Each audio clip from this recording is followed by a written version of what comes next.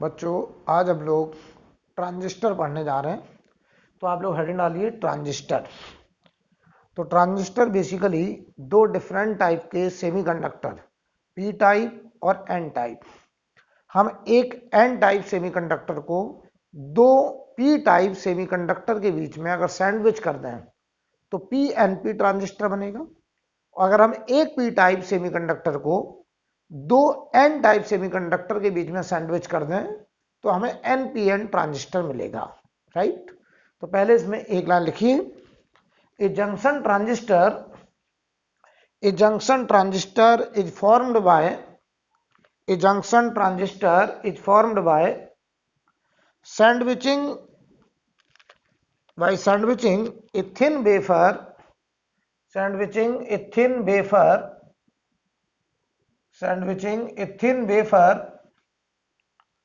of one type of semiconductor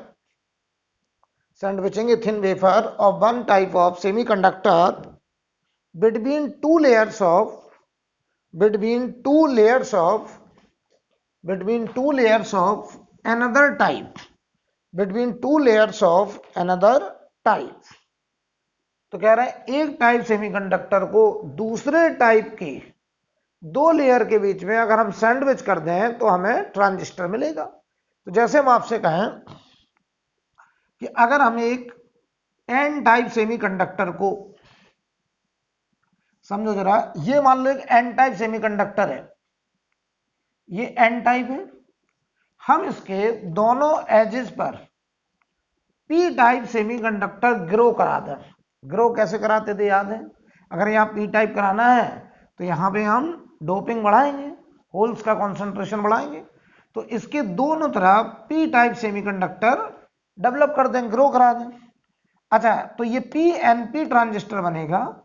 इसमें तीन terminal होंगे, ऐसे, इधर ऐसे और इधर ऐसे। इस पहले वाले को हम लोग बोलते हैं एमिटर, और ये दूसरा है इसे बोलते हैं बेस, और इसको बोलते हैं हम लोग कलेक्टर, ठीक है। अच्छा, तो देखो यहां पर दो पीएन जंक्शन बन रहे हैं। एक पीएन जंक्शन ये बन रहा है और एक पीएन जंक्शन ये बन रहा है। ट्रांजिस्टर में एक बात ध्यान रखिएगा, हमेशा जो पहला जंक्शन होता है, ये हमेशा फॉरवर्ड बायस होगा, और ये जो दूसरा जंक्शन है, दिस वन, ये हमेशा रिवर्स बायस होगा। तो ध्यान रखेंगे, ट्रांजिस्टर में हमेशा पहला जंक्शन जो है वो हमेशा कैसा होगा? फॉरवर्ड बायस, और जो दूसरा पीएन जंक्शन होगा वो रिवर्स बायस होगा। तो हमने देखो तीन सेमीकंडक्टर है, जिसमें दो पी टाइप है, एक एन टाइप है। तो दो पीएन जंक्शन फॉर्म हो रहे हैं। एक पीएन जंक्शन देखो यहाँ है, एक पीएन जंक्शन यहाँ है। पहला पीएन जंक्शन हमेशा फॉरवर्ड बायस, दूसरा पीएन जंक्शन हमेशा रिवर्स बायस इस्तेमाल किया जाएगा। राइट। तो जो एमिटर है वो क्या करता है? ये हमेशा चार्ज को एमिट करेगा, और जो कलेक्टर है वो चार्ज को कलेक्ट करेगा, फ्री चार्जेस को कलेक्ट करेगा। तो मैं यहां लिख भी दे रहा हूं, एमिटर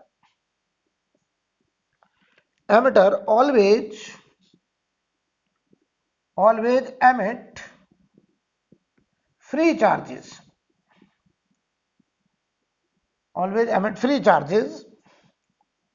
और जो कलेक्टर है,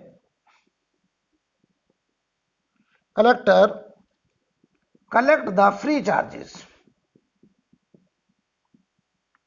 ठीक है। अच्छा, यहां पे एक बात और समझ लें, अगर हमें एनपीएन बनाना है तो हम एक पी टाइप सेमीकंडक्टर के दोनों एंड पर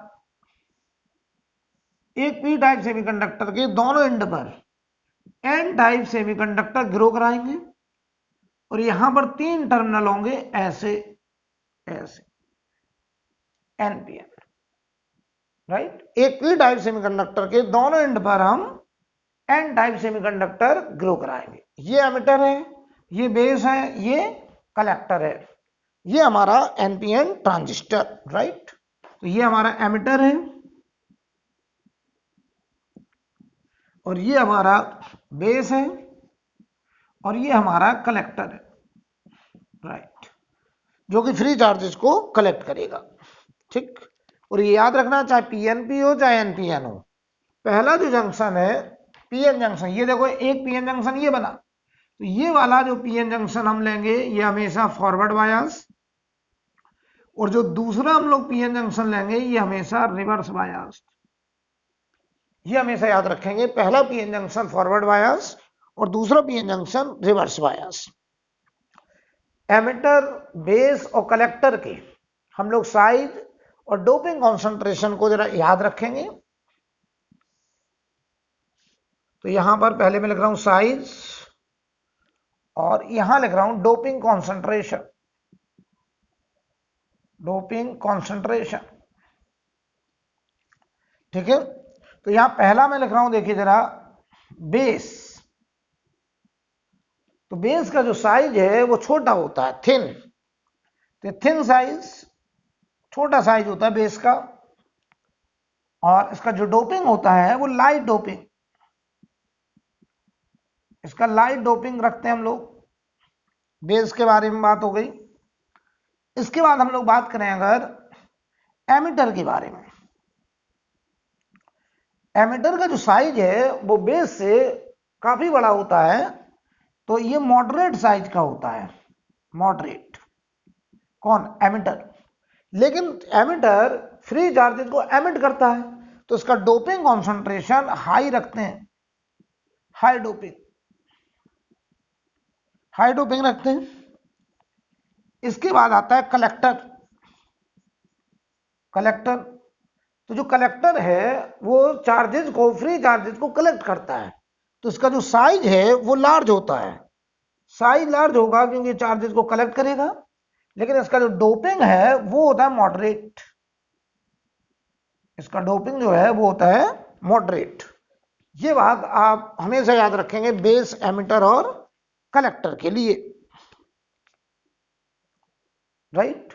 अच्छा, अब ध्यान दो, इनका जो सिंबल है रिप्रेजेंटेशन का, उसे हम पहले समझाएं आपको। मान लो हम बात करें एनपीएन ट्रांजिस्टर, एनपीएन ट्रांजिस्टर का रिप्रेजेंट करने का जो सिंबल है, पहले वो समझिए जरा। तो देखिए भाई, यहां पर मैं सिंबल बनाने जा रहा हूं। ये हो गया बेस, ये उसका टर्मिनल, ये एमिटर और ये हमारा कलेक्टर। ध्यान दीजिए, तो ये हमारा एमिटर है, ये एमिटर है, ये हमारा बेस है और ये हमारा कलेक्टर है। हमेशा करंट का डायरेक्शन हम लोग एमिटर में दिखाएंगे, यहां एक एरो दिखाएंगे एमिटर में। अब करंट बताओ, एन से पी होता कि पी से एन होता? अगर ये एन पी एन है तो करंट हमेशा पी से एन की तरफ होगा। तो ये बताओ बेटा, पी है, ये एन है, तो करंट बताओ ऐसे जाएगा। इस करंट को हम लोग बोलते हैं आई ई, इस करंट को बोलते हैं आई ई। और इतने को हम एक सर्कल में ऐसे बंद कर देते हैं। तो अगर हमें ये सिंबल कोई दिखाए, ऐसे कहे कि पहचानो ये कौन सा ट्रांजिस्टर है, तो आप कैसे पहचानेंगे? करंट को देखिए कि एमिटर में जो करंट है वो किधर से है। वो करंट देखो यहां से याद आ रहा, तो ये पी है, ये एन है, तो ये हो गया N P N transistor, right. अच्छा, हम आपको एक बात और बता दें, चाहे एनपीएन हो चाहे पीएनपी हो, हमेशा ये रिजल्ट वैलिड होगा, आई ई बराबर I B plus I C. I E equal to होगा I B plus I C. तो जरा ध्यान दो, अगर ये आई ई है, बताओ ये इस जंक्शन से आउटगोइंग करंट है, बाहर निकलती हुई, तो अगर ये बाहर निकल रही है तो ये दोनों इनकमिंग करंट होंगे, तो ये दोनों अंदर आते हुए करंट होंगे। तो अगर हम यहां करंट दिखाएं, वैसे सर्कल के अंदर करंट नहीं दिखाते हैं, लेकिन मैं यहां दिखा रहा हूं, तो अगर ये आउटगोइंग करंट है तो बाकी ये दो करंट, ये आई बी होगा और ये हमारा आई सी होगा, इनकमिंग करंट, राइट। और ये रिजल्ट हमेशा वैलिड होगा, I E equal to I B plus I C. Okay, अब अगर हम यहीं पे पीएनपी ट्रांजिस्टर दिखाएं, पीएनपी ट्रांजिस्टर, तो देखो भाई, ये बेस है, ये एमिटर है और ये कलेक्टर है, समझना। इसको हम सर्कल में ऐसे बंद कर दे रहे हैं। हमको पी एन पी दिखाना है। अगर ये पी है तो पी से एन की तरफ करंट इधर होगा आई ई, तो ये बताओ इनकमिंग करंट है, तो बाकी दोनों करंट आउटगोइंग होगा आई बी एंड आई सी, ऐसे आउटगोइंग होगा। अच्छे समझ लीजिए। और आई ई बराबर हमेशा वैलिड होगा I B plus I C. ये result P N P transistor या एन पी एन ट्रांजिस्टर दोनों में वैलिड होगा। और ये हमारे एनपीएन ट्रांजिस्टर को रिप्रेजेंट करने का सिंबल है, ये हमारे पीएनपी ट्रांजिस्टर को रिप्रेजेंट करने का सिंबल है। मैं तुम्हें बता दे रहा हूं, ये एरो हम नहीं दिखाते हैं, मैंने बना दिए हैं, केवल हम एक जगह एरो दिखाते हैं, वो भी एमीटर में। और एरो की डायरेक्शन हमेशा किधर से किधर होगी, पी से एन की तरफ। और ये रिजल्ट हमेशा वैलिड होगा I equal to I B plus I C. तो ये एरो जनरली हम दिखाते नहीं है, मैंने बना दिए ये एरो। आई बी और आई सी का एरो सिंबल में नहीं दिखाया जाता है, ठीक है, इसे नोट करिए। फिर हम आगे बढ़ते हैं।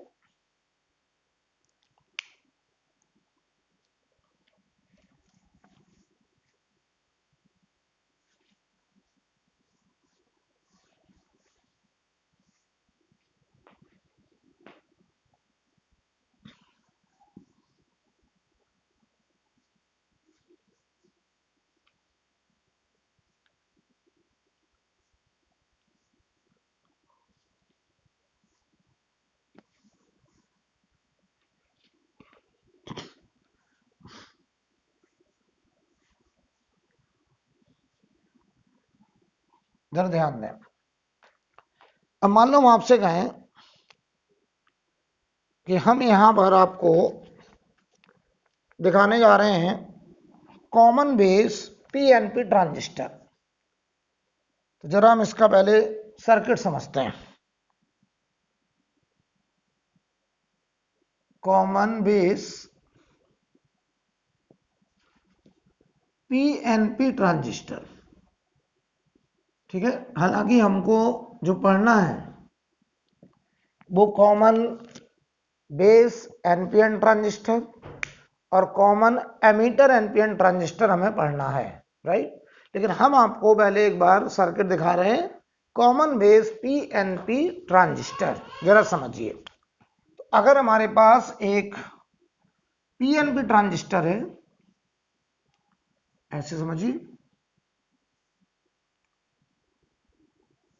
ये पीएनपी ट्रांजिस्टर, समझना जरा एक बात बताओ, अगर ये पीएनपी ट्रांजिस्टर है तो यहां दो जगह डेप्लेशन लेयर होगी। तो हम इसी में कहो तो डेप्लेशन लेयर दिखा दें। तो जहां ये जंक्शन बना होगा, ये डेप्लेशन लेयर ऐसे होगी, ये डेप्लेशन लेयर, और यहां पे जो डेप्लेशन लेयर होगी वो ऐसे डेप्लेशन लेयर होगी, ऐसे, समझिएगा जरा। और ये मान लो यहां का रेजिस्टेंस 10 ओम है, यहां का भी रेजिस्टेंस 10 ओम है। दोनों पीएन जंक्शन पर रेजिस्टेंस 10 ओम। मैंने रफ आइडिया आपको दिया, कब, जब हमने इसका भी बायसिंग नहीं करा, हमने इसे बायस्ड नहीं करा।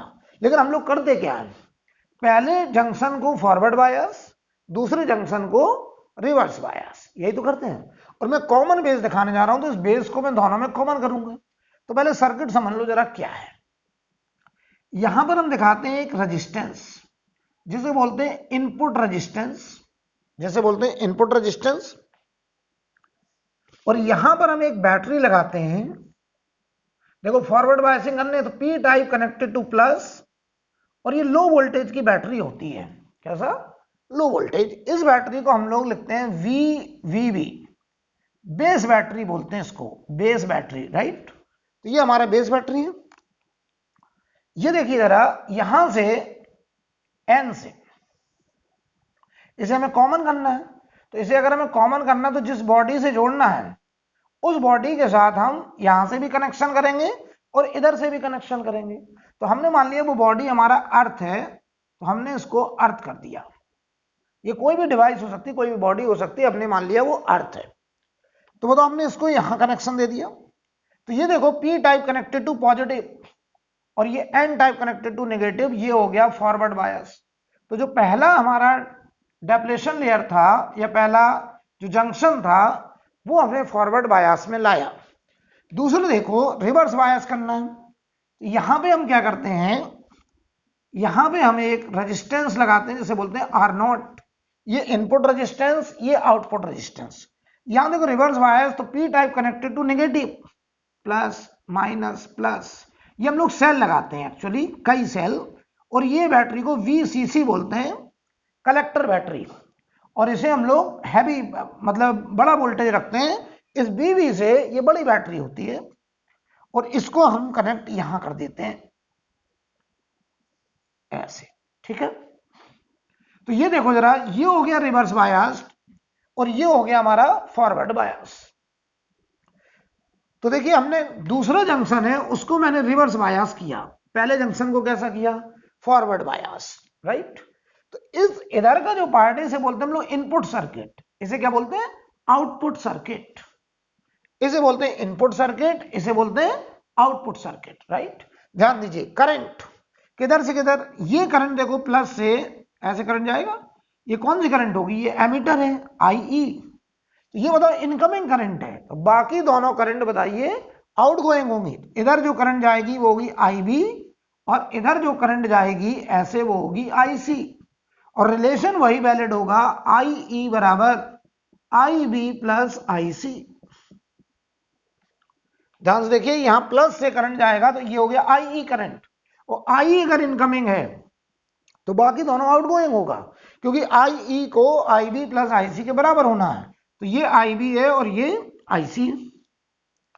अब समझो हुआ क्या, जब ये, अच्छा एक बात बताओ, अगर हम यहां पे कुछ देखो रिजल्ट्स याद रखने पड़ेंगे, न्यूमेरिकल वगैरह जब लगाएंगे तो वो रिजल्ट हम डायरेक्ट यूज करेंगे। तो यहां पे अगर हम इनपुट कैरेक्टरिस्टिक में यहां पर अगर हम एक डॉट डॉट डॉट एक वोल्ट मीटर कनेक्ट कर दें ऐसे, तो बताओ इस वोल्ट मीटर के वोल्टेज को हम क्या बोलेंगे, ये बताओ एमीटर है, ये बेस है और ये कलेक्टर है। तो ये एमीटर और बेस के बीच का, तो VBE बोल रहे हैं इसको, वोल्टेज बेस एमीटर के बीच का, तो इसे हम लोगों ने VBE बोल दिया। ये वोल्ट मीटर है। अगर हम यहां पर एक वोल्ट मीटर लगा दें ऐसे, यहां पे अगर हम एक वोल्ट मीटर लगाएं तो इस वोल्ट मीटर को बताओ ये किस किस के बीच का है, कलेक्टर और बेस के बीच का वोल्टेज है। इसकी जो रीडिंग होगी उसे VCB बोलेंगे। इसे बोलते हैं हम लोग इनपुट वोल्टेज, ये इनपुट वोल्टेज होता है और ये हमारा आउटपुट वोल्टेज कहा जाता है, ये आउटपुट वोल्टेज कहा जाता है। इनपुट सर्किट में जो बैटरी है वो VBB है और आउटपुट सर्किट में जो बैटरी है वो VCC है, और VCC हैवी बैटरी है, VBB वोल्टेज कम है। इतनी बातें आपको याद रखनी है।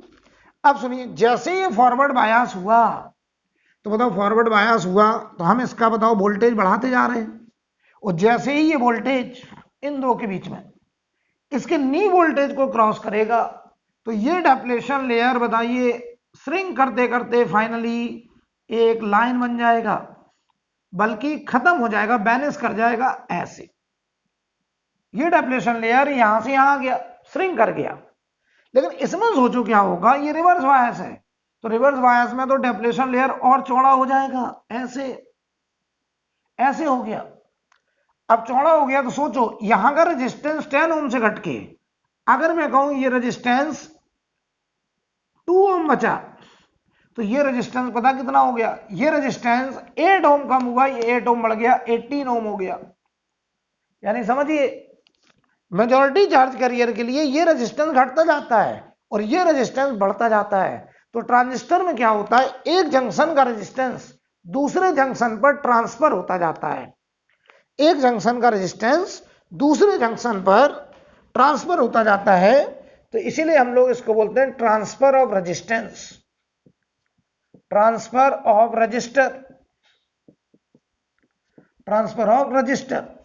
इतनी बात हटा दीजिए, तो ये क्या बन गया, ट्रांजिस्टर। तो इसे ट्रांजिस्टर इसलिए कहा जाता है क्योंकि इसमें दो पीएन जंक्शन होते हैं। पहला पीएन जंक्शन फॉरवर्ड बायस होता है, दूसरा पीएन जंक्शन रिवर्स बायस होता है, और फॉरवर्ड बायस पीएन जंक्शन का जो रेजिस्टेंस है वो रिवर्स बायस पीएन जंक्शन पे शिफ्ट होता जाता है, राइट। और बताओ जब ये नी वोल्टेज से ज्यादा वोल्टेज जाएगा तो ये बैलेंस कर जाएगा, जीरो हो जाएगा। लेकिन बताओ यहां का रेजिस्टेंस और बढ़ता चला जाएगा।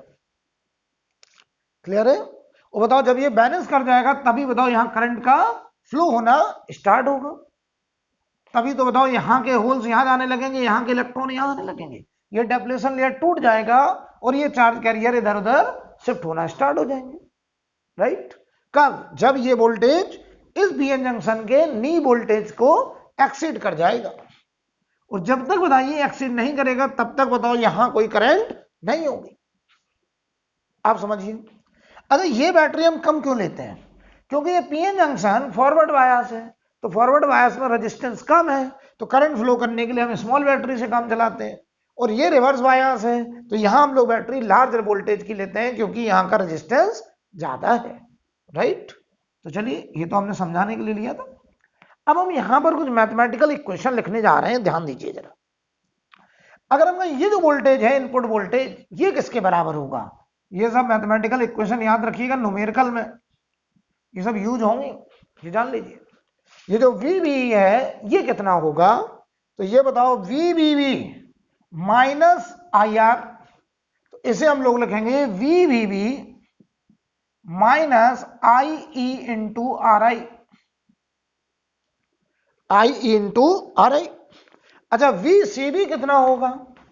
तो VCB देखो जरा कितना होगा, यहां ड्रॉप है यहां रेज है, तो VCC minus IC into R0 हो जाएगा। ये VCB हो जाएगा किरचॉफ वोल्टेज लॉ से। तो बताओ यहां से यहां तक कितना रेज होगा? VCC रेज, इतना ड्रॉप, तो ये रेज ये ड्रॉप, तो इतना वोल्टेज बचा। कोई प्रॉब्लम? अब समझिए जरा, अगर हम आपसे कहें यहां पर, यहां अगर हम एक वोल्ट मीटर लगा दें यहां ऐसे, ये बताओ वोल्ट मीटर किसको रीड करेगा? यहां पे। तो ये बताओ एमीटर और कलेक्टर के बीच का वोल्टेज VCE रीड करेगा। और बताओ ये VCE कितना होगा? ये VCE हो जाएगा यहां से यहां का पोटेंशियल डिफरेंस और यहां से यहां का पोटेंशियल डिफरेंस, मतलब VBE प्लस VCB, ये हमारा हो जाएगा VCE, इस वोल्ट मीटर की रीडिंग। राइट? तो ये बताओ डेप्लेशन लेयर ये थिन होने लगती है और ये डेप्लेशन लेयर थिक होने लगती है। यहां पे मैं आपको सजेस्ट करूंगा ये इक्वेशन कैसे आ रही है आपको दिमाग में रखना है, और इन पे न्यूमेरिकल जब हम करेंगे तब बताएंगे कि देखो इनका क्या यूज है। तो इसमें एक लाइन लिख लीजिए, after वाइसिंग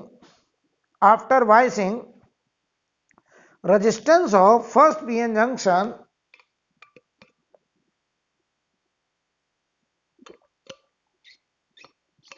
after Weissing, resistance of first PN junction decreases and second PN junction increases,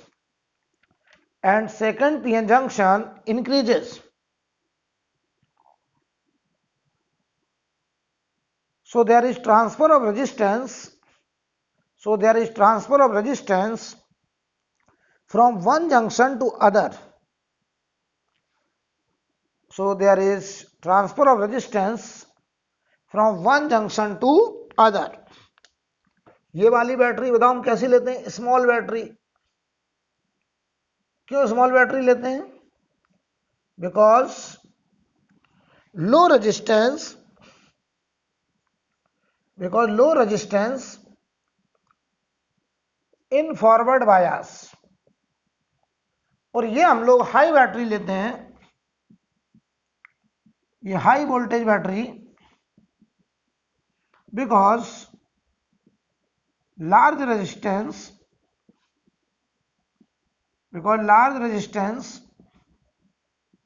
in reverse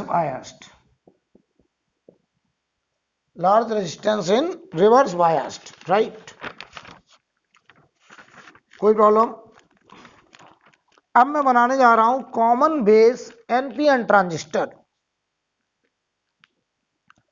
ये हमको पढ़ना है कॉमन बेस एनपीएन ट्रांजिस्टर और कॉमन एमीटर एनपीएन ट्रांजिस्टर। इनके हमको कॉमन एमीटर एनपीएन ट्रांजिस्टर में तो हमको इनपुट और आउटपुट करैक्टरिस्टिक भी पढ़ना है। इन पे सवाल भी पूछा जाता है। तो पहले आप लिखिए common base NPN transistor, common base NPN transistor, हटा दें इसको।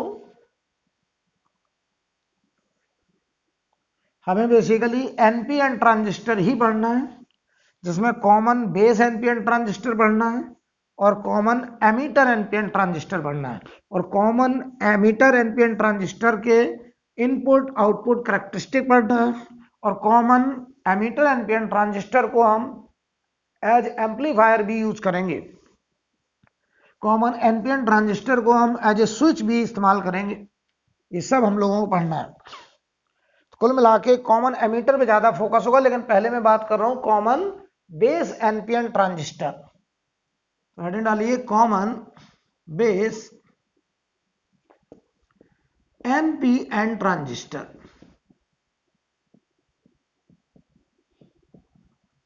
समझिए जरा, हमें कॉमन किसको रखना है? बेस को।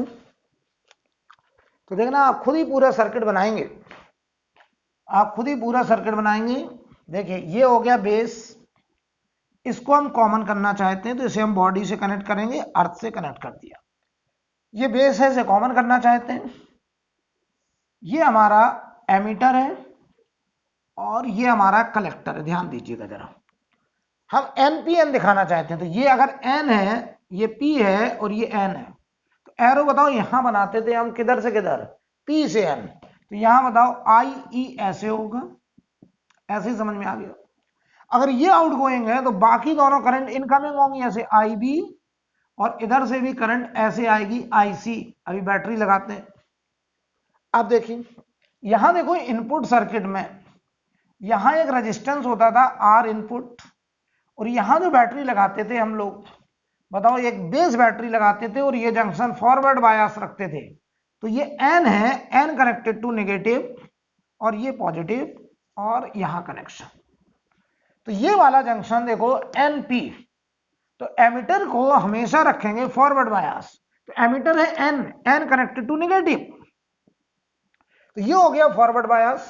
और कलेक्टर हमेशा कैसा होगा? Reverse biased. तो यहां देखो ये एन पी में एन रिवर्स बायस्ड करना है।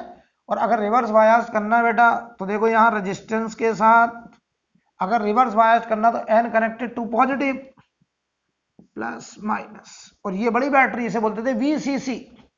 और इसका भी कनेक्शन बेस के साथ, कॉमन हो गया बेस, एकदम आसान है। और ये हमारा हो गया एनपीएन कॉमन बेस ट्रांजिस्टर, ऐसे। और करंट देख लो किधर से किधर, ये आई ई ऐसे जा रहा है, आई बी इधर आ रहा है, आई सी भी इधर आ रहा है, यानी ये देखो आई सी ऐसे जा रहा है। और रिलेशन वही वैलिड होगा अभी भी, आई ई बराबर I B plus I C, ये हमेशा वैलिड होगा। I E equal to I B plus I C. तो सर्किट बिल्कुल आपको याद कर लेना, क्योंकि न्यूमेरिकल जब आते हैं तो ये फोटो आपके दिमाग में बिल्कुल बैठ जाना चाहिए, क्योंकि जब न्यूमेरिकल आते हैं तो लोग वहां फंस जाते हैं। इसलिए मैं बार बार फोटो बना रहा हूं ताकि आपको एकदम दिमाग बैठ जाए। अब देखो, याद करो यहां जो वोल्टेज था इसे बोलते थे हम लोग बी बी बी। अच्छा यहां अगर हम यहां पर एक वोल्ट मीटर लगाते हैं तो उसकी रीडिंग को क्या कहते हैं बताओ? ये क्या है हमारा एमीटर, ये क्या है बेस, तो इसे हम लोग बोलते हैं वीवीई, बेस एमीटर। और यहां पे अगर हम एक वोल्ट मीटर लगाते तो उसके वोल्टेज को बताओ हम लोग क्या नाम देते? ये बेस और कलेक्टर के बीच का है तो वीसीबी। बोलो भाई, कोई डाउट किसी को? नहीं होना चाहिए। अब देखिए भाई, यहां पर एक टर्म डिफाइन होता है करंट गेन और कॉमन बेस एम्प्लीफिकेशन फैक्टर। तो इसको हम लोग अल्फा से डिनोट करते हैं, इसे बोलते हैं करंट गेन। ये ध्यान दीजिए, ये जो अल्फा का डिस्कशन हो रहा है ये कब हो रहा है? जब बेस को कॉमन किया है, यानी कॉमन बेस एनपीएन ट्रांजिस्टर में जो करंट गेन या एम्प्लीफिकेशन फैक्टर है वो अल्फा है। तो आप इसमें लिखें करंट गेन, या फिर इसी को बोलते हैं common base amplification factor, common base amplification factor, amplification factor, ठीक है। ये कॉमन बेस में एम्प्लीफिकेशन फैक्टर अल्फा कहा जाता है। और ये अल्फा की वैल्यू क्या होती है जरा समझो। अल्फा बराबर चेंज इन आउटपुट करंट, तो delta IC upon change in input current delta IE. ध्यान देना, delta IC upon delta IE, तो change in output current upon change in input current, यानी change in collector current with respect to change in emitter current. ध्यान देना, मैं चाहता हूं मैं इस करंट को बदलूं तो इस करंट में क्या चेंज होगा मुझे ये देखना है। तो सोचो इस करंट को हम कैसे बदलेंगे, इस वोल्टेज को बदलेंगे, और इस वोल्टेज को ये वेरिएबल वोल्टेज रखते हैं, रियोस्टेट लगाते हैं, और रियोस्टेट के से हम इस वोल्टेज को वेरी कराते हैं, ये करंट हमारी बदल जाती है। और करंट अगर बदली तो हम देखते हैं ये आईसी बदल गया। अगर आईसी बदला तो हमारी शर्त क्या होगी कि ये कांस्टेंट रहे, यानी वीसीबी कांस्टेंट रखेंगे। तुम कहो सर क्यों? क्योंकि हमें इसके बदलने से ये आउटपुट करंट में चेंज देखना है, तो हम आउटपुट सर्किट में फिर कोई चेंज नहीं होने देंगे। यानी हम ये आउटपुट सर्किट का जो वोल्टेज है वीसीबी आउटपुट वोल्टेज, इसको हम क्या रखना चाहेंगे, कांस्टेंट। क्यों? अगर ये बदल गया तो इसके बदलने से भी करंट बदल जाएगी, और इसके करंट बदलने से भी करंट बदल जाएगी। तो बताओ भाई, दो वजह से करंट बदल जाएगी, तो हम डिसाइड नहीं कर पाएंगे कि आई के बदलने से कितनी करंट बदली। तो अगर हम ये देखना चाहते हैं कि एमिटर करंट बदलने से कलेक्टर की कितनी करंट बदली, तो उसके लिए हम आउटपुट सर्किट में जो आउटपुट वोल्टेज है, इस वोल्टेज को क्या रखेंगे, कांस्टेंट। बहुत बढ़िया समझ लीजिए। होता क्या है, जैसे हम ये वोल्टेज बदलते हैं, आई बदलता है, और आई बदलता है तो आईसी भी बदलता है, और आईसी बदलने से ये भी बदल जाता है। अब ये बदल जाता है तो हम इसको कैसे कांस्टेंट रखते हैं, तो ये वाली जो बैटरी है इसमें एक रियोस्टेट लगाते हैं, और उस रियोस्टेट से हम ये वाला वोल्टेज, पुराना वाला वोल्टेज मेंटेन करते हैं, ताकि हम ये आइडिया लगा सकें कि इनपुट करंट बदलने से आउटपुट करंट में कितना चेंज हुआ, और हमने आउटपुट वोल्टेज में कोई भी चेंज नहीं करा। भाई तभी तो सही आइडिया लगेगा कि इस करंट के बदलने से इस करंट में क्या चेंज हुआ, जब हमने यहां का वोल्टेज क्या रखा, कांस्टेंट। अगर ये वोल्टेज बदल गया तब भी तो ये करंट बदल जाएगी, तो हमें नहीं पता चल पाएगा कि ये करंट इसकी वजह से कितनी बदली और इसकी वजह से कितनी बदली, क्योंकि दो वजह से बदल रही होगी। तो हमने एक वजह जो आउटपुट सर्किट का वोल्टेज है उसको क्या रखा, कांस्टेंट। आई थिंक क्लियर। तो इसमें एक लाइन लिख लें, it is defined as current gain, और कॉमन बेस एम्प्लीफिकेशन फैक्टर में लिखें, it is defined as ratio of, it is defined as ratio of small change in collector current, ratio of small change in collector current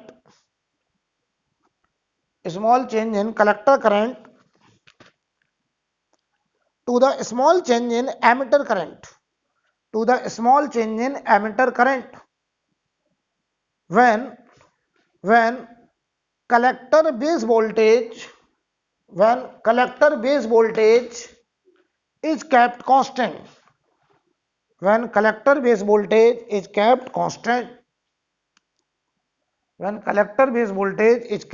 constant, right. एकदम clear है कि इसे constant क्यों रखा है। और जो अल्फा निकल के आता है वो अबाउट 0.95 टू 0.99 के बीच में आता है निकल के, अल्फा की वैल्यू, ठीक है। कॉमन बेस एम्प्लीफिकेशन फैक्टर जो निकल के आ रहा है वो 0.95 टू 0.99 आ रहा है। तो सोचो हम इसीलिए कॉमन बेस एनपीएन ट्रांजिस्टर को एम्पलीफायर के तौर पे इस्तेमाल नहीं करेंगे। क्यों? क्योंकि करंट में, आउटपुट करंट में चेंज इनपुट करंट के रिस्पेक्ट में कम हो रहा है, अल्फा की वैल्यू 1 से कम आ रही है। हम तो एम्पलीफायर किसे बोलेंगे, क्या हम यहाँ स्पीकर में धीरे से बोलें, हम यहाँ पे माइक्रोफोन में धीरे से बोलें, और स्पीकर में लाउड इंटेंसिटी का साउंड जनरेट हो, यानी जो एम्पलीफिकेशन फैक्टर हो वो बड़ा हो 200 टाइम्स, 300 टाइम, 500 टाइम, 1000 टाइम्स, इस तरीके का एम्पलीफिकेशन हमको चाहिए। तो उसके लिए हम पढ़ेंगे कॉमन एमिटर एनपीएन ट्रांजिस्टर। हम जैसे माइक्रोफोन लगाए हैं तो इसमें हम बहुत आराम से बोले हैं, आपको लेकिन लाउड साउंड सुनाई दे रहा है, पूरी क्लास में सुनाई दे रहा है। क्यों? क्योंकि इसका एम्पलीफिकेशन फैक्टर ज्यादा है। तो उसके लिए हमें कॉमन एमिटर एनपीएन ट्रांजिस्टर इस्तेमाल करना पड़ेगा, क्योंकि कॉमन बेस एनपीएन ट्रांजिस्टर में हमने देखा करंट गेन जो फैक्टर आ रहा है वो 1 से कम आ रहा है, राइट। खैर, अगर हम यहां बोले वोल्टेज गेन, इसी में कॉमन बेस में वोल्टेज गेन फैक्टर, या इसी को कुछ लोग बोलते हैं वोल्टेज एम्पलीफिकेशन, इसी को कुछ लोग बोलते हैं वोल्टेज एम्पलीफिकेशन।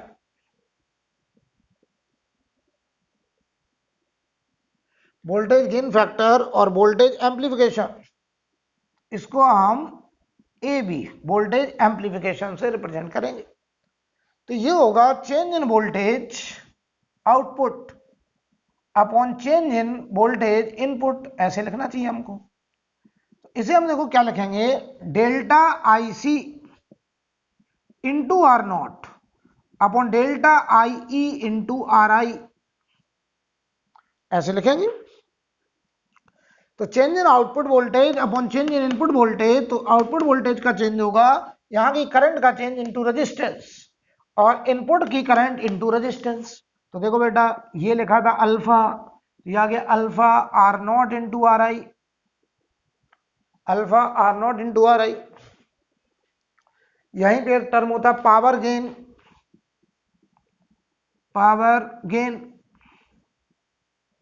और एम्पलीफिकेशन, पावर एम्पलीफिकेशन, इसी को पावर एम्पलीफिकेशन भी कहते हैं, और पावर एम्पलीफिकेशन। तो ये देखिए एम्पलीफिकेशन इन पावर। तो ये बताओ क्या बनेगा, आई स्क्वायर आर, तो डेल्टा आई सी का square R naught upon delta I E input current का स्क्वायर आर आई। तो ये देखो बन गया alpha square R naught upon R I. आप चाहें तो उसको लिख दें alpha into alpha R naught by R I. ये लिखा है देखो amplification in current into amplification in voltage. तो power amplification is equal to alpha square are naught upon R I, या फिर amplification in current into amplification in voltage, यानी current gain into voltage gain, ये होता है power gain. जैसे P बराबर I B था, वैसे यहां पर power gain equal to current gain into voltage gain.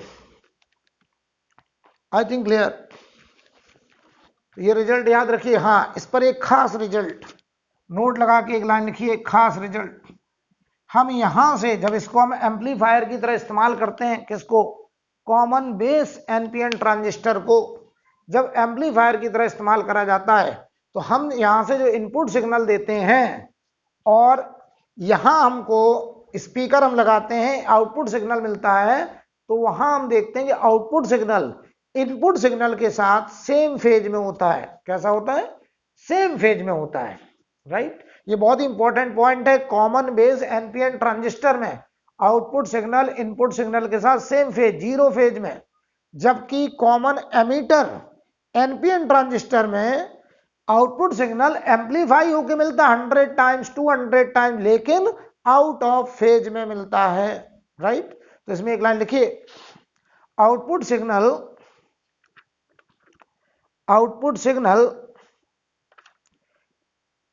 is in same phase, output signal is in same phase, bracket में लिख लो 0 डिग्री फेज डिफरेंस, ब्रैकेट में लिख लो 0 degree phase difference, 0 degree phase difference. Output signal is in same phase with input signal in case of common base, in case of common base,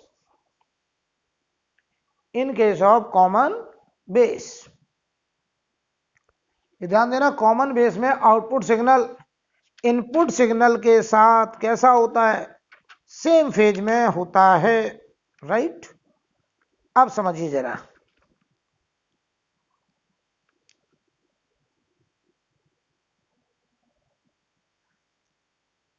अब हम बात करने जा रहे हैं common ammeter NPN transistor. Common ammeter NPN transistor, ये ध्यान रहे कॉमन बेस एनपीएन ट्रांजिस्टर में करंट गेन का जो रिजल्ट है वो अल्फा, एम्प्लीफिकेशन इन करंट अल्फा।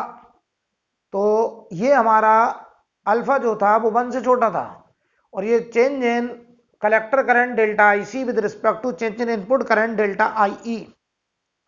अब मैं पढ़ने जा रहा हूं कॉमन एमीटर एनपीएन ट्रांजिस्टर। वहां जो करंट गेन होता है उसे हम लोग बीटा से रिप्रेजेंट करते हैं, उसे हम लोग बीटा से रिप्रेजेंट करेंगे। तो चलिए बनाते पहले सर्किट,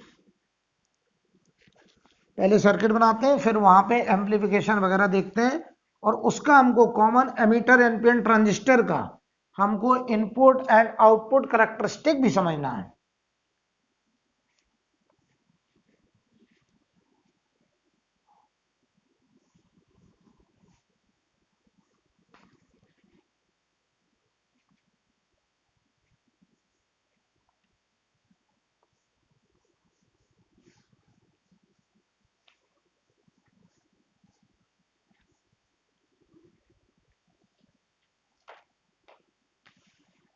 समझिए जरा, अगर हम बात करें common ammeter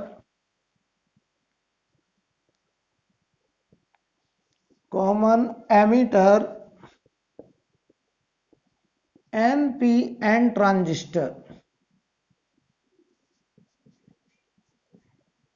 common ammeter NPN transistor, तो ध्यान दीजिए हम लोग एमीटर को कॉमन करेंगे इस बार। तो ये देखो बेस हो गया, ये एमीटर हो गया, जिसे हम लोग कॉमन करेंगे, यहां पर अर्थ कर देंगे, इसे बॉडी से जोड़ेंगे। ये एमीटर है, ये बेस है, और ये हमारा कलेक्टर है। ठीक है, ये हमारा कलेक्टर। देखिए मैं सर्किट बनाने जा रहा हूं, इनपुट सर्किट देखना। अच्छा करंट बताओ, ये हमारा एन पी एन है ऐसे, तो करंट बताओ पी से एन ऐसे होगा आई ई। तो ये आई ई बाहर निकल रहा है, तो बाकी दोनों करंट अंदर जाएंगे। चाहो तो देखो यहां पर ये इनपुट सर्किट, ये बेस है, इसके साथ लगाएंगे हम लोग आर आई। अब देखना यहां पे जो बैटरी लगाएंगे वो फॉरवर्ड बायसिंग। तो ये बताओ बेस पी है तो प्लस ये माइनस, ठीक है, और ये एन पी एन है, तो ये हमने यहां कनेक्शन दे दिया, इसको हमने फॉरवर्ड बायस किया, और ये वी वी वी। अगर हम यहां पर एक वोल्ट मीटर लगाते, उस वोल्ट मीटर की रीडिंग बताओ, ये बेस है, ये बेस है, और ये एमीटर है, तो ये बी बी ई होता, बेस और एमीटर के बीच का वोल्टेज। अब आइए इधर, यहां पे हमको एक आउटपुट रेजिस्टेंस और रिवर्स बायसिंग, तो ये देखो एन है, अगर ये एन है तो रिवर्स बायसिंग में ये प्लस माइनस प्लस माइनस, और इस बैटरी को वीसीसी बोलते थे, और इसमें हमने एमीटर को कॉमन कर दिया। इधर देखो करंट आई ई, ये हमारा देखो एनपीएन कॉमन एमीटर ट्रांजिस्टर बन गया, ये हमारा एमीटर। आई ई देखो बाहर, तो जो आई बी होगा वो भी अंदर आएगा, और जो आई सी होगा वो भी देखो ऐसे प्लस से अंदर आएगा। तो आई ई अगर बाहर जा रहा है तो आई बी और आई सी अंदर की तरफ होगा, क्योंकि इस जंक्शन पर जितना आउटगोइंग करंट उतना इनकमिंग करंट होना चाहिए, यानी ये रिलेशन हमेशा होल्ड करेगा, आई ई बराबर I B plus I C.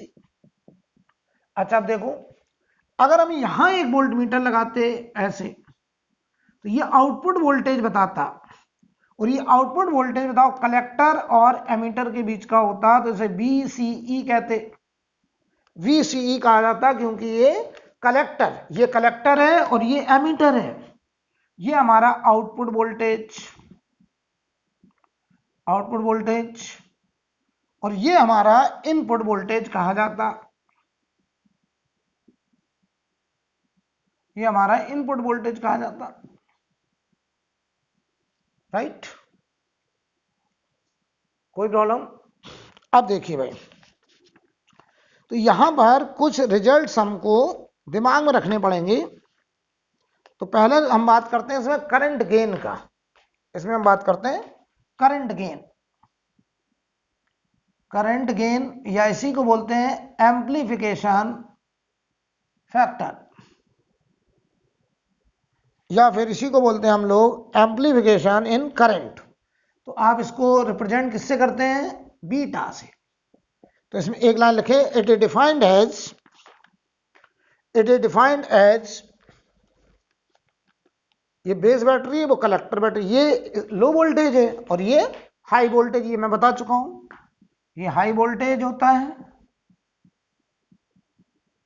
और ये लो वोल्टेज होता है। ये सब मैं बात कर चुका हूं ऑलरेडी, राइट। और इनको हम रियोस्टेट से इनके वोल्टेज चेंज करते रहते हैं। तो current gain it is defined as, बताओ क्या होगा? Ratio of change in output current with respect to change in input current. तो delta IC upon delta IB, यानी बताओ आउटपुट करंट का चेंज देखेंगे किसके रिस्पेक्ट में? इनपुट करंट के बदलने के रिस्पेक्ट में, और हम आउटपुट सर्किट का जो वोल्टेज है बीसीई, इसे क्या रखेंगे? कांस्टेंट। तो लिखिए इसमें, it is defined as ratio of, it is defined as ratio of small change in collector current, it is ratio of small change in collector current to small change in to small change in to small change in base current, to small change in base current when collector emitter voltage, when collector emitter voltage, when collector emitter voltage is kept constant, when collector emitter voltage is kept constant, when collector emitter voltage is kept constant। ठीक है, तो ध्यान दीजिए जरा, यहां जो beta होगा उसे हम कैसे डिनोट करेंगे? Change in output current with respect to change in input. Input में देखो बेस है बेटा इस बार, और ये चेंज हम देखना चाहते हैं इसके बदलने की वजह से, लेकिन इसको नहीं बदलने देना है। अगर ये बदल गया तब भी ये बदल जाएगा। तो इसका बदलना दो वजह से हो सकता है, एक तो इनपुट करंट बदलने से, और एक आउटपुट का ये जो वोल्टेज है बीसीई, इसके बदलने से। तो हम इस बीसीई को क्या रखेंगे? कांस्टेंट, क्योंकि हम देखना चाहते हैं कि आउटपुट करंट इनपुट करंट के बदलने से कितना चेंज होता है। तो हमने इस बीसीई को बेटा क्या रखा? कांस्टेंट, और इसे हम लोग बोलते हैं बीटा। और इस बीटा की वैल्यू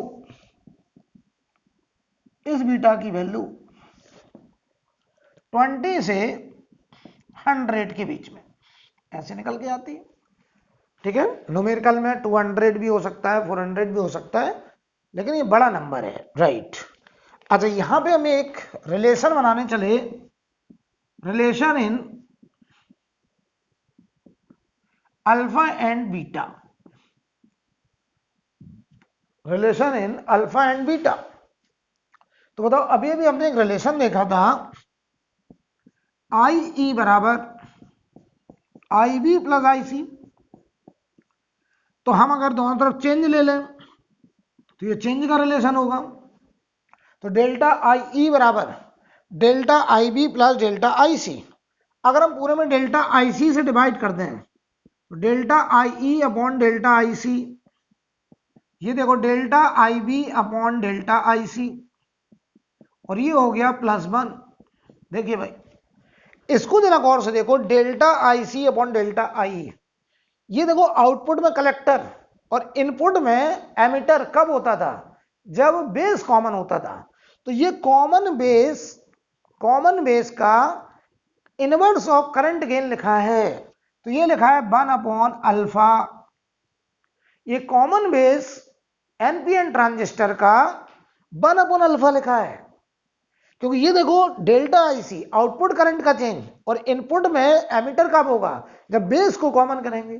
तो ये कॉमन बेस एनपीएन ट्रांजिस्टर का हमारा करंट गेन फैक्टर का इनवर्स है। ये तो बताओ अभी अभी निकाला है, तो ये 1/बीटा।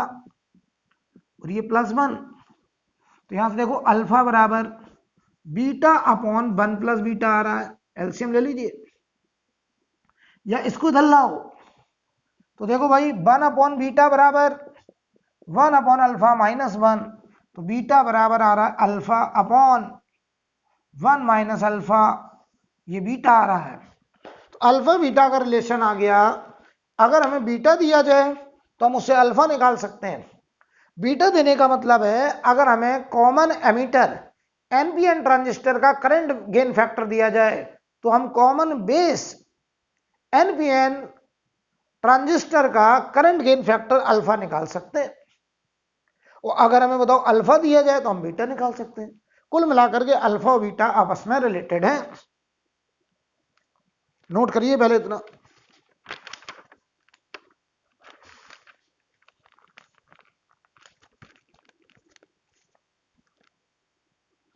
ठीक है, कोई डाउट? अच्छा ये 1 मिनट, अगर हम इस वोल्टेज को निकालना चाहें, ये अल्फा समझ रहे हो क्या चीज है? अल्फा, अल्फा हमारा common base NPN transistor current gain, ये current gain in common base NPN transistor कहा जाएगा। अब ध्यान दीजिए, अगर हमें ये बी बी निकालना होगा, कभी ऐसे में इक्वेशन लिख दे रहा हूं क्योंकि न्यूमेरिकल में इनका यूज होता है। तो बी बी क्या होगा? V V B minus I V R I, ये हो जाएगा। अगर हमको ये वी सी ई चाहिए तो वी सी ई हो जाएगा V C C minus I C into R naught, I C into R naught. Clear ना? क्योंकि यहां इतना रेंज इतना ड्रॉप, आई इंटू आर, तो ये वोल्टेज आ गया बीसी। अच्छा, अगर हमें कभी भी आर आई निकालना है, आर आई ये वाला रेजिस्टेंस, कई बार तो ये रिजल्ट याद रखिएगा न्यूमेरिकल में इनको हम यूज करेंगे डायरेक्ट, इनपुट सर्किट का रेजिस्टेंस। तो voltage in out input voltage change delta V V E upon delta I B. अगर हमें आउटपुट सर्किट का रेजिस्टेंस आर नॉट निकालना है तो change in output voltage delta B C E upon delta I C, ये लिख देंगे हम लोग। तो ये ध्यान रखिएगा, अगर हमें इनपुट रेजिस्टेंस और आउटपुट रेजिस्टेंस निकालने हैं तो ये रिजल्ट यूज करेंगे, इनपुट रेजिस्टेंस। ठीक है, और ये आउटपुट रेजिस्टेंस है, ये हमारा आउटपुट रेजिस्टेंस। ठीक है, चलिए अब हम बात करने जा रहे हैं इसका input characteristic of common emitter configuration. Input characteristic का मतलब क्या हुआ पहले समझो। हम इस करंट का और इस वोल्टेज का रिलेशन देखना चाहते हैं। इनपुट सर्किट ये है, तो इनपुट की करंट और इनपुट के वोल्टेज में क्या रिलेशन है ये हमको देखना है, राइट। तो आप हेडिंग डालिए input characteristic of common emitter configuration.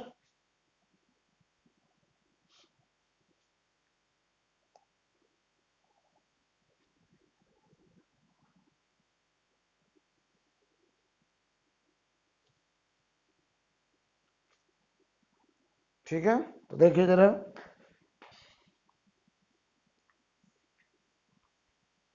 इसको मैं रब कर रहा हूं।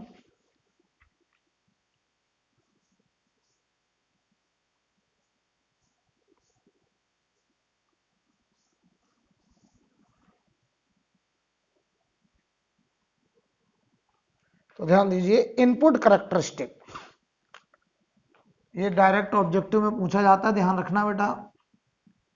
इनपुट करैक्टरिस्टिक, करैक्टरिस्टिक का मतलब है कि हमको आई और बी में रिलेशन बताना है। तो वाई एक्सिस पे हम इनपुट करंट दिखाएंगे जिसे हम लोग बोल रहे हैं आई बी, और एक्स एक्सिस पे हम वोल्टेज VB इनपुट वोल्टेज ये वाला, यानी इसके बदलने से इसका बदलना देखेंगे। तो हम जो आउटपुट वोल्टेज है उसमें ये BCE को क्या रखेंगे, कांस्टेंट। ध्यान दीजिए, हम इसका बदलना देखना चाहते हैं इसके बदलने से, तो हम यहां से रियोस्टेट की मदद से इस वोल्टेज को वैरी कराएंगे और ये वोल्टेज बदलेगा तो ये बताओ करंट बदलेगी, वो हम यहां पे बनाएंगे। लेकिन हम आउटपुट सर्किट में कोई चेंज नहीं करेंगे, तभी तो इनपुट करैक्टरिस्टिक मिलेगा।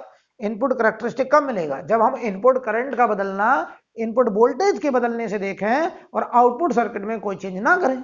तो हम आउटपुट सर्किट का जो वोल्टेज है BCE इसको क्या रखेंगे, कांस्टेंट।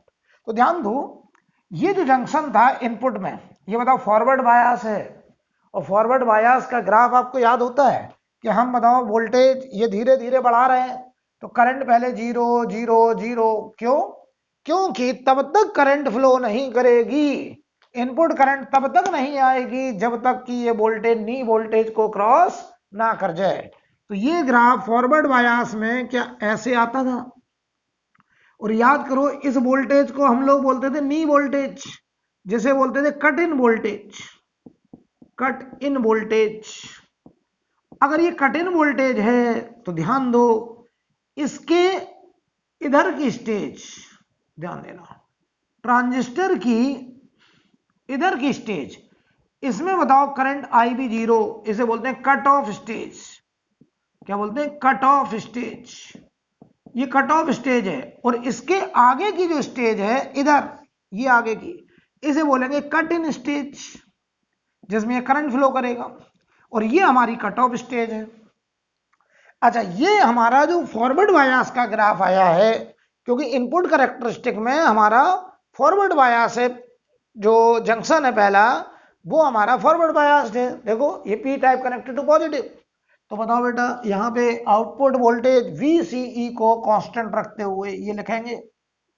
आउटपुट में हमने कोई चेंज नहीं किया, हमने इनपुट वोल्टेज बढ़ाया, उसके बदलने से इनपुट करंट का बदलना देखा। तो कट इन स्टेज के पहले तक कट ऑफ स्टेज है, कोई करंट नहीं, फिर करंट अचानक बढ़ना शुरू हुई।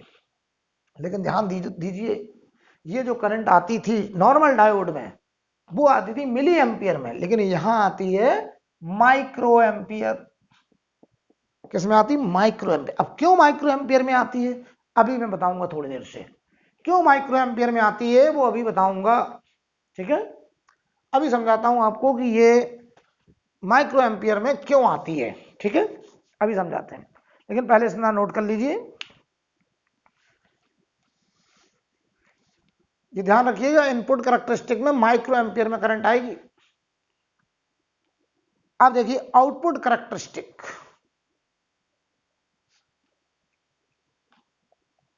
आउटपुट करैक्टरिस्टिक बनाने जा रहा हूं मैं, यहां बना दें, चलो इतने बना देते हैं।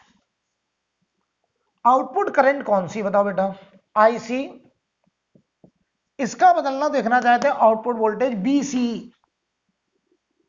BC। लेकिन ये ध्यान दो, ये वाला जंक्शन जो है आउटपुट में वो रिवर्स बायस्ड है, तो आउटपुट अगर रिवर्स बायस्ड, देखिए ये N type connected to positive, तो रिवर्स बायस्ड वाला ही ग्राफ होगा। लेकिन जरा सोचो, हम इसके बदलने से ये बदलना देखना चाहते हैं, लेकिन बताओ इसका बदलना इस पे भी तो डिपेंड करता है। क्यों, क्योंकि जब तक ये कट ऑफ स्टेज में रहता है ये करंट होती ही नहीं है, और जब ये कट इन स्टेज में आता है ये करंट बढ़ती है, तो ये भी करंट बढ़ती है, IC भी बढ़ता है। तो हमें देखना कि हमें IC का बदलना इस BC आउटपुट वोल्टेज के साथ देखना है।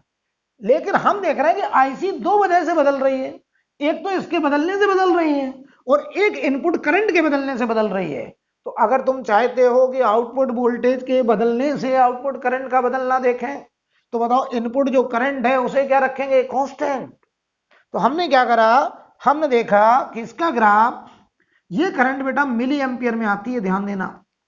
आउटपुट सर्किट रिवर्स बायस, यहां रिवर्स बायस में ज्यादा करंट आती, क्यों आती बताते हैं, मिली एम्पियर, जबकि फॉरवर्ड बायस में माइक्रो एम्पियर। तो ये ग्राफ बिल्कुल रिवर्स बायस जैसा, पहले करंट बढ़ती है, हम ये वोल्टेज बढ़ाते जाते हैं, ये करंट बढ़ती है, और हमने इसको कर दिया कांस्टेंट, ध्यान देना। तो हम देखते हैं कि फिर इसको बढ़ाने के बाद ये करंट यहां पे कांस्टेंट हो गई, ऐसे कांस्टेंट हो गई। तो हमने यहां पे आईवी को, इनपुट करंट को कांस्टेंट रखा। मान लो हमने इसको रखा 10 माइक्रो एम्पियर। कितना रखा? 10 माइक्रो एम्पियर। अब देखो यहां हमने देखा 10 माइक्रो एम्पियर पर ये 2 मिली एम्पियर आ रहा है फॉर एग्जांपल, ठीक। अब बताओ, ये इनपुट कैरेक्टरिस्टिक बन गया। अब हमने कहा अब की बार हम इसको कांस्टेंट रखेंगे, लेकिन हमने इसको 20 माइक्रो एम्पियर रखा। कितना? 20 माइक्रो एम्पियर रखा। तो फिर हम इसको बढ़ाने लगे और इसको कर दिया 20 माइक्रो एम्पियर। इसको बढ़ा रहे हैं तो ये बढ़ रहा है, और ये अब ऐसे गया और यहां जाके कांस्टेंट हो गया, और ये करंट हो गई मान लो 4 मिली एम्पियर। और ये तब आया जब हमने आईबी को कर दिया 20 माइक्रो एम्पियर। तो हम आईबी को कांस्टेंट रखेंगे, लेकिन अलग अलग आईबी की वैल्यू पर इस वोल्टेज को बढ़ाने पर ये आईसी अलग अलग आ रहा है। और अब हमने देखा कि बताओ हमने इसको अगर 30 कर दें तो ये बताओ बढ़ करके और यहां जाकर के, और ये बताओ हो गया 6 मिली एम्पियर। कब? जब हमारा इनपुट करंट 30 माइक्रो एम्पियर है। ये हमारा आउटपुट कैरेक्टरिस्टिक है। समझो बहुत अच्छे से। तो यहां पे हमने क्या देखा कि ये वाली करंट दो वजह से बदल रही है, एक तो आउटपुट वोल्टेज के बदलने से और एक इनपुट करंट के बदलने से। तो हमने इनपुट करंट के अलग अलग कांस्टेंट वैल्यू के लिए इस वोल्टेज को बदला, तो ये वोल्टेज, इस करंट का बदलना हमने देखा, और एकदम रिवर्स बायास जैसा ग्राफ बन के आया, क्योंकि जो दूसरा जंक्शन है वो रिवर्स बायास्ड है। बस फर्क इतना है कि यहां जो करंट आ रही है वो किसमें आ रही है? Milli ampere. जबकि याद करो नॉर्मल पीएन जंक्शन डायोड में रिवर्स बायास में माइक्रो एम्पियर में आती थी, यहां मिली क्यों आई? तो अभी हम आपको सिखाते हैं क्यों, इसकी वजह क्या वो भी बताते हैं, राइट। और यहां माइक्रो क्यों हो गया, यहां मिली होना चाहिए था। क्लियर है? तो यहां एक बार नोटिस करो, beta, beta current gain, current gain in common ammeter NPN transistor क्या होता था? Change in output current delta IC upon change in input current delta IB. तो तुम क्या देख रहे हो? आईसी देखो 2 मिली एम्पियर से 4 मिली एम्पियर हुआ, तो बताओ चेंज कितना हुआ? 2 milli ampere with respect to change in IB input current 10 micro ampere. तो बताओ बेटा ऐसे लिखोगे 2 इंटू 10 की पावर -3 मिली है, 10 इंटू 10 की पावर -6, ऊपर गया 3 हुआ, तो ये बताओ 200 आ गया।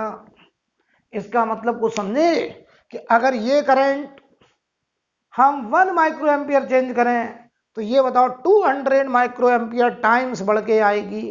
तो इसका एम्प्लीफिकेशन, करंट का एम्प्लीफिकेशन 200 टाइम्स आ रहा है। यानी कॉमन एमीटर एनपीएन ट्रांजिस्टर में अगर हम यहाँ पे माइक्रोफोन में थोड़ा सा करंट भेजें, थोड़ा स्मॉल सिग्नल भेजें, बहुत धीरे से बोलें, और अगर हम यहाँ एक स्पीकर लगा लें आउटपुट सर्किट में, तो हमको एक लार्ज साउंड, लाउड करंट या लाउड सिग्नल रिसीव होगा, क्योंकि करंट का एम्प्लीफिकेशन यहाँ देखिए 200 टाइम्स आ रहा है। आई थिंक क्लियर। अब सवाल ये आ रहा है कि सर ये जो करंट है मिली एम्पियर में क्यों आ रही है रिवर्स बायास्ड की, और फॉरवर्ड बायास की माइक्रो एम्पियर में क्यों आ रही है? ठीक है, तो इस बात को हम आपको जरा समझाने जा रहे हैं। ठीक है, इसे रब कर दें। इस बात को भी हम लोग जरा समझ लेते हैं कि ऐसा क्यों हो रहा है।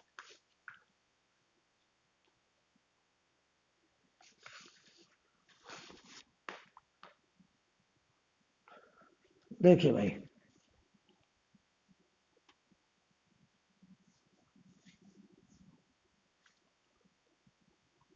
ये इनपुट आउटपुट कैरेक्टरिस्टिक बिल्कुल याद रखिएगा बेटा, ये एग्जाम में पूछे जाते हैं।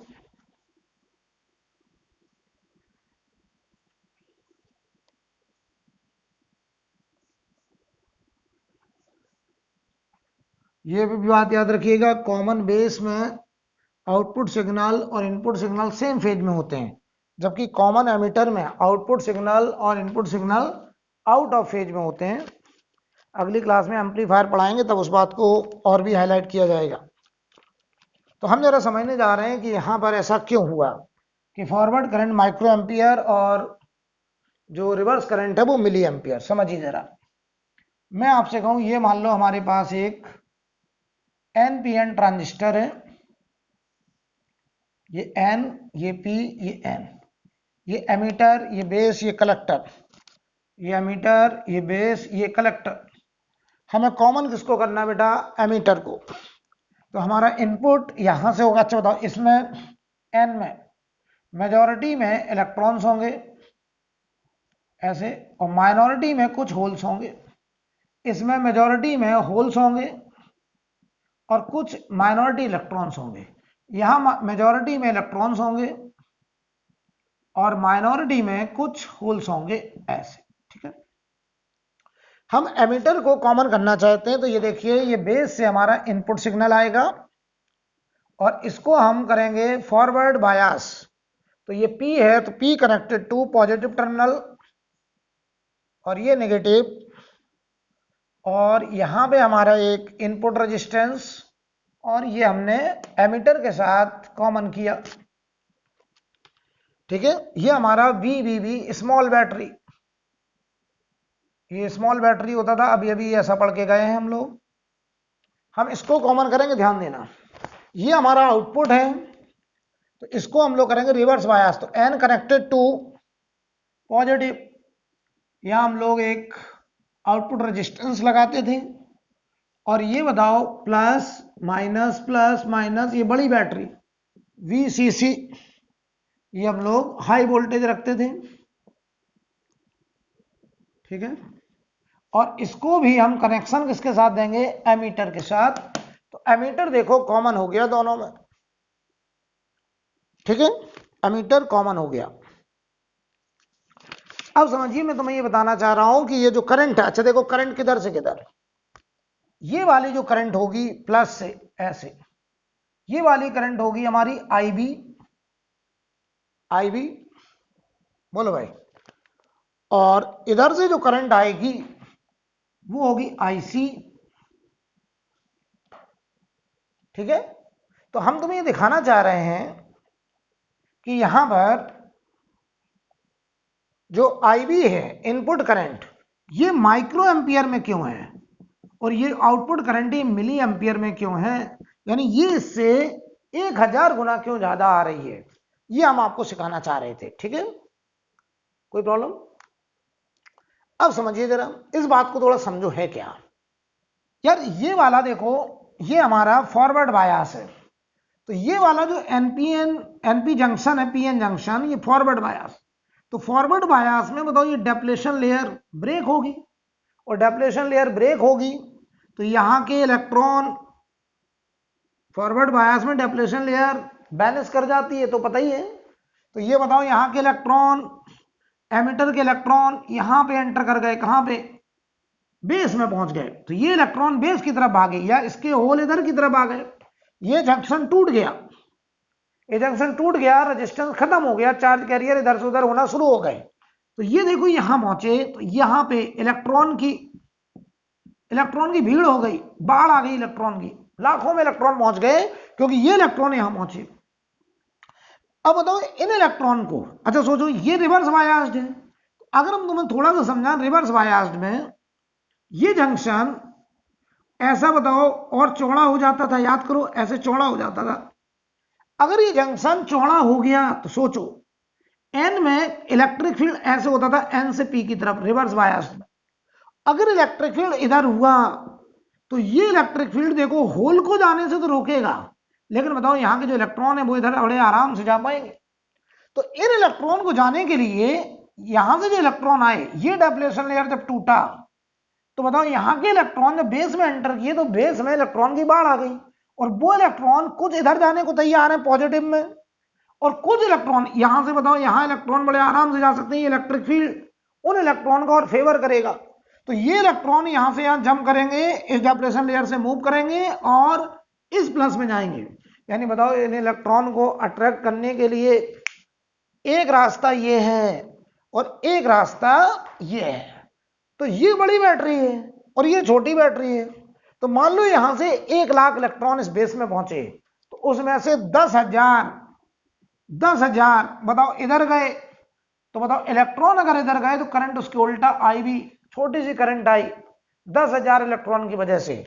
लेकिन 90,000 इलेक्ट्रॉन बताइए इधर चले गए, तो यहां पे करंट बड़ी आई, क्योंकि ज्यादा इलेक्ट्रॉन बताओ इस बैटरी में चले गए।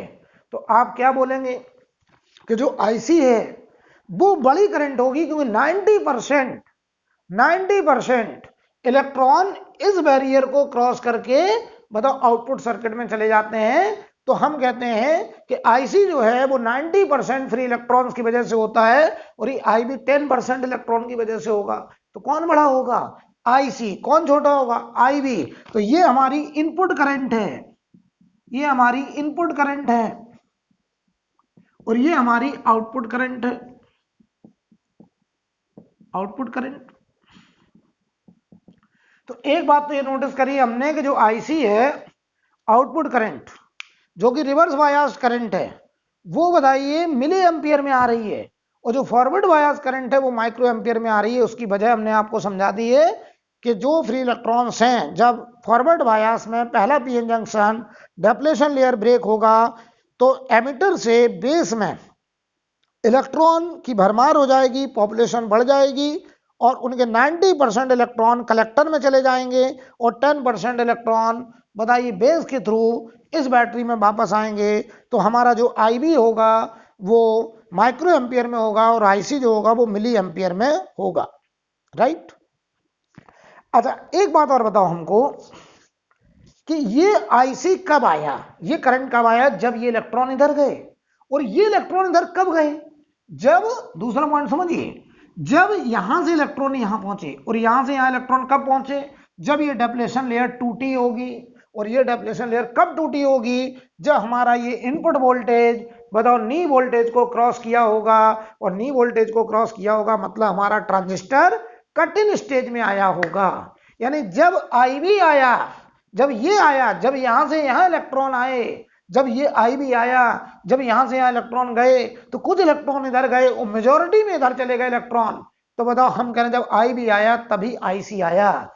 या अगर ये आईबी ना होता, यहां से यहां इलेक्ट्रॉन ना आते, तो यहां जाने के लिए कुछ नहीं था, यहां से यहां ट्रांसफर होने के लिए कुछ नहीं था, क्योंकि ये रिवर्स बायस था और ये पी था, इसमें होल थे और होल यहां से यहां फ्लो नहीं कर सकते क्योंकि इलेक्ट्रिक फील्ड होल के मोशन का अपोज कर रहा है। तो यहां से यहां इलेक्ट्रॉन तभी गए जब वो इलेक्ट्रॉन इधर आए, मतलब इधर गए, तब यहां से यहां मेजॉरिटी में इलेक्ट्रॉन गए, तब आईसी आया। यानी आईसी किसकी वजह से आया? आईबी की वजह से आया। यानी जब ये ट्रांजिस्टर कट इन स्टेज में आया, कट इन स्टेज कब होगा? जब ये आईबी हमारा एग्जिस्ट करेगा।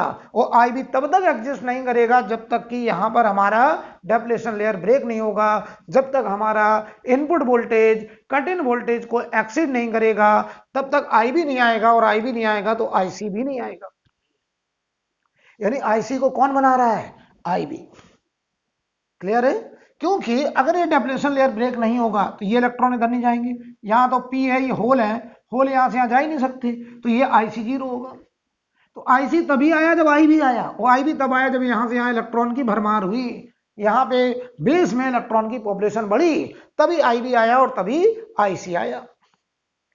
तो दूसरा पॉइंट तो ये ध्यान रखिए कि आईसी तब आ रहा है जब आईबी आया, और आईबी तब आया जब डेप्लेशन लेयर ब्रेक हुआ, और इस स्टेज को हम लोग कट इन स्टेज बोलते हैं।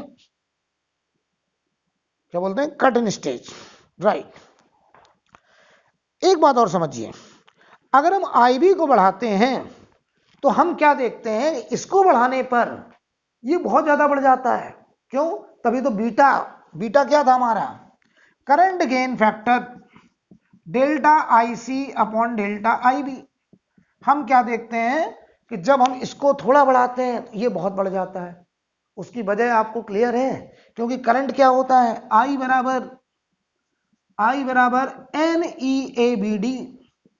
करंट जब ये बढ़ेगा, आई भी बढ़ाया तो ये चार्ज कैरियर बढ़ गए, एन बढ़ गया तो यहां से यहां पर फ्री इलेक्ट्रॉन का कॉन्सेंट्रेशन बढ़ गया और वो फ्री इलेक्ट्रॉन कुछ इधर आएंगे और यहाँ पे मैक्सिमम 90% इलेक्ट्रॉन इधर चले जाएंगे, तो आईसी बहुत ज्यादा बढ़ेगा। तो हम देखते हैं कि इसमें हमने चेंज किया 1 माइक्रो एम्पियर, यहाँ पे चेंज हो रहा है 1000 माइक्रो एम्पियर, राइट। यानी आईवी को हमने बढ़ाया कम, आईसी में चेंज आया ज्यादा, क्योंकि 90% इलेक्ट्रॉन 95% इलेक्ट्रॉन कलेक्टर में चले जाते हैं। आई थिंक क्लियर है। तो ये कुछ इस तरीके की बात है, समझो, आप इसको ऐसे समझ सकते हैं, ये कुछ इस तरीके की बात है। ये एमिटर था, ये समझो एक वाटर टैंक है, यहां पे वाटर भरा हुआ है, वाटर टैंक है, और ये हमारा कलेक्टर था, ये हमारा बेस था। समझिए, हमने यहां पर एक गेट लगा रखा है, गेट, गेट का मतलब है कंडक्टिविटी, ये गेट है कंडक्टिविटी, और इस गेट के साथ यहां पर अटैच हमारा बेस है, ये, इसको आप बेस समझिए, ये हमारा बेस है, ठीक, ये हमारा बेस है। अब ये बेस कह रहा है, ये बेस समझिए, हमको इस बेस में करंट लाना है, तो हमने इस गेट को, ये जो गेट है, हमने इस बेस से कहा इस गेट को ऊपर उठा दीजिए ऐसे, तो ये इस गेट को जैसे ऊपर खिसकाएगा तो यहां से वाटर ऐसे ऐसे धड़धड़ाते हुए आएगा, ऐसे ऐसे, और धड़धड़ाते हुए आएगा तो कुछ वाटर इधर जाएगा, लेकिन मैक्सिमम वाटर इधर चला जाएगा। तो हम क्या देखेंगे कि जो कुछ इलेक्ट्रॉन इधर आए तो कुछ करंट इधर आया आईवी, लेकिन यहां जो करंट में चेंज हुआ आईसी वो ज्यादा हुआ। यानी इसने कहा हमको चाहिए 1 लीटर पानी, तो इसने गेट को थोड़ा खिसकाया, इधर 1 लीटर आया, यहां चला गया 1000 लीटर। फिर इसने कहा हमें 1 लीटर और चाहिए, तो इसने गेट को और ऊपर खिसकाया, 1 लीटर इसमें आया और ये पानी धड़धड़ाते हुए इधर 1000 लीटर फिर चला गया।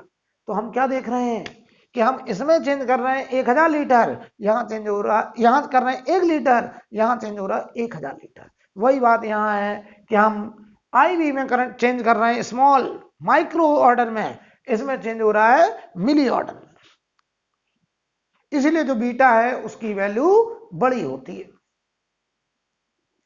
क्लियर। अब हेडिंग डालिए, अब हेडिंग डालिए common emitter NPN transistor as amplifier, common emitter NPN transistor as amplifier. हम लोग एनपीएन ट्रांजिस्टर को एम्पलीफायर की तरह इस्तेमाल करेंगे, हालांकि उसका करंट गेन फैक्टर बीटा हम बता चुके हैं, उसमें पावर गेन वोल्टेज गेन और पढ़ेंगे। उसके बाद हम लोग एनपीएन ट्रांजिस्टर को एज ए स्विच इस्तेमाल करेंगे, ठीक है, और फिर हम लोग लॉजिक गेट्स, और उसके बाद हम लोग फिर डेली न्यूमेरिकल स्टार्ट करेंगे, ठीक है। तो आज मैं यहीं रोक रहा हूँ।